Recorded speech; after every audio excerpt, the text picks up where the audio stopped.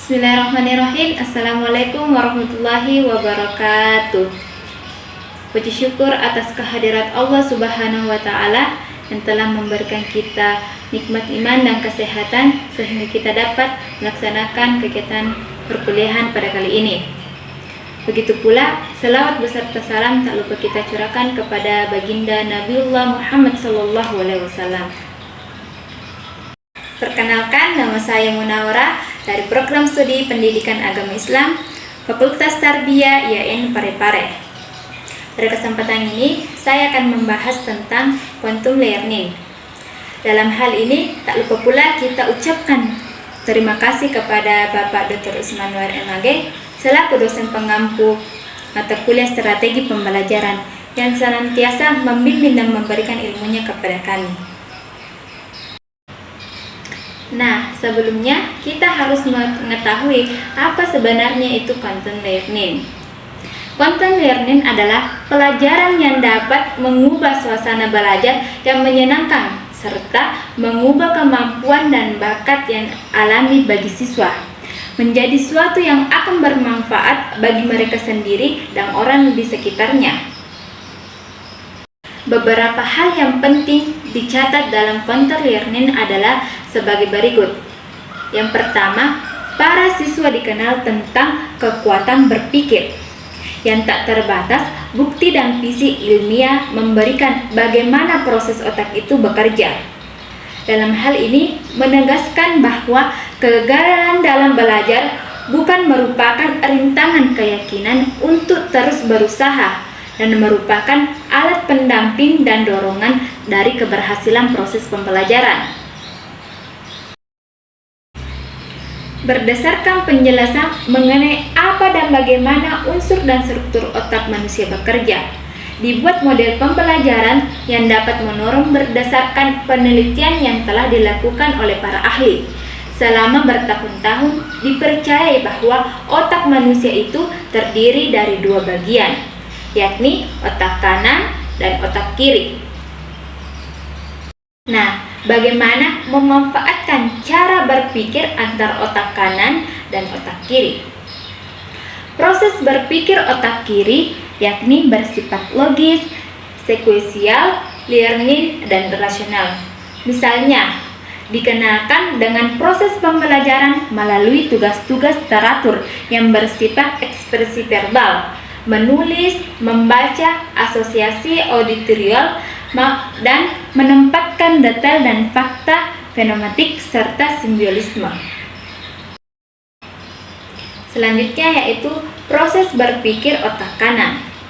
Otak kanan ini memiliki sifat acak dan tidak teratur, dikenakan dengan proses pembelajaran yang terkaitan dengan pengetahuan nonverbal, seperti perasaan dan emosi, kesadaran akan perasaan tersebut atau merasa kehadiran orang atau suatu benda.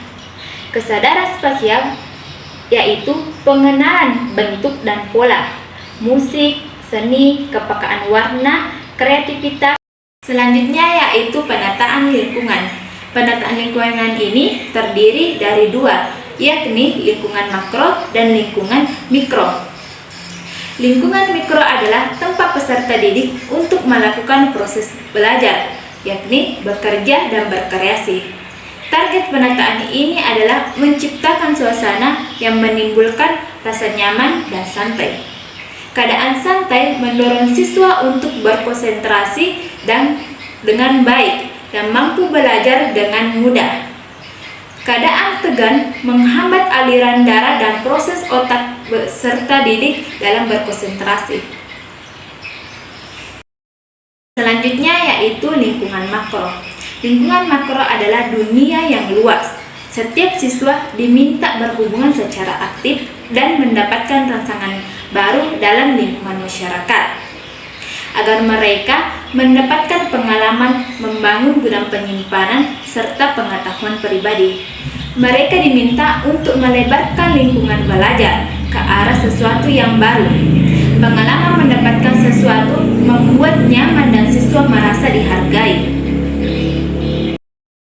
Oleh sebab itu, ada baiknya mengenai betapa pentingnya manfaat belajar harus disampaikan kepada peserta didik, sehingga siswa tahu apa saja hal-hal yang positif yang ia peroleh dalam belajar, dan juga agar siswa nantinya meningkatkan kemampuan bekerja untuk mendapatkan pengetahuan yang luas, sehingga akan timbul pilihan hidup yang lebih banyak. Maka akhirnya akan timbul rasa percaya diri yang menjadi kekuatan pribadi. Untuk menciptakan rasa percaya diri tersebut dapat dilakukan dengan mudah, yaitu setiap selesai atau berhasil mengerjakan suatu tugas, kita merayakannya. Paradigma yang dianut oleh guru dan murid sebagai berikut. Yang pertama, yaitu setiap orang adalah guru dan murid, sehingga bisa saling berfungsi sebagai fasilitator.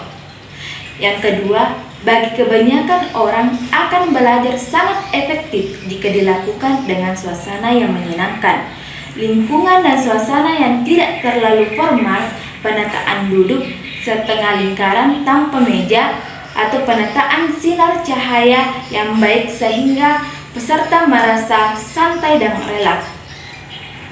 Yang ketiga, yaitu setiap orang mempunyai gaya belajar, bekerja, dan berpikir yang unik dan berbeda merupakan pembawaan alamiah sehingga kita tidak perlu merubahnya. Dengan demikian, perasaan yang nyaman dan positif akan terbentuk dalam menerima informasi atau materi yang diterima. Selanjutnya yaitu karakteristik model pembelajaran quantum learning. Yang pertama yaitu berpangkal pada psikologi kognitif.